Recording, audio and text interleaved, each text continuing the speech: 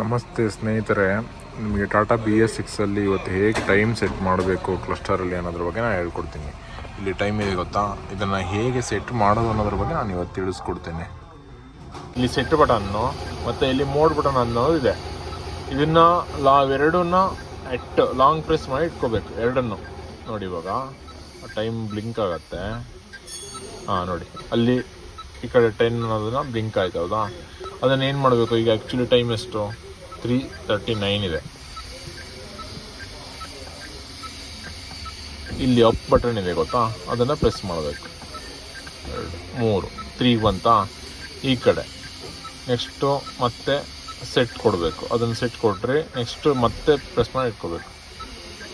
ಹೀಗೆ 3 ಸೆಟ್ ಆಗಿದೆ. 15 AM ಅನ್ನೋದನ್ನು ನಾವು ಸೆಟ್ ಮಾಡಬೇಕು. ಅದು ಏನು ಮಾಡಿ, ಇಲ್ಲಿ ಮೋಡ್ ಬಟನ್ ಇದೆಯಲ್ಲ, ಇದನ್ನು ಡಬಲ್ ಟ್ಯಾಪ್ ಮಾಡಿ.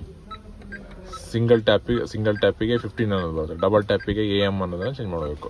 15 AM ಎಷ್ಟಿದೆ ನಿಮಗೀಗ? 40 ಇದೆ. ನೋಡಿ ಅಪ್ ಬಟನ್ ಒತ್ತಿ ಅದನ್ನು ಸೆಟ್ ಮಾಡ್ಕೋಬೇಕು. ಎಷ್ಟಕ್ಕೆ? 40ಕ್ಕೆ. 41 ಇರ್ತೀನಿ ನಾನೀಗ. 41. ಮತ್ತು AM ನಾನು ಚೇಂಜ್ ಮಾಡಬೇಕು. ಇವಾಗ PM ಅಲ್ಲಿದೆ. PM ಅಲ್ಲಿಂದ ಇವಾಗ ಮತ್ತೆ ಡೌನ್ ಅನ್ನು ಹಾಕಿದ್ರೆ PM ಬರುತ್ತೆ. ಈಗ ಸೆಟ್ ಕೊಟ್ಟರೆ ನಿಮಗೆ ಟೈಮಿಂಗ್ ಸೆಟ್ ಆಗಿರುತ್ತೆ. ಇಷ್ಟೇ ಸ್ನೇಹಿತರೆ. ವಿಡಿಯೋ ಇಷ್ಟ ಆದರೆ ಲೈಕ್, ಶೇರ್ ಮತ್ತು ಕಮೆಂಟ್ ಮಾಡಿ.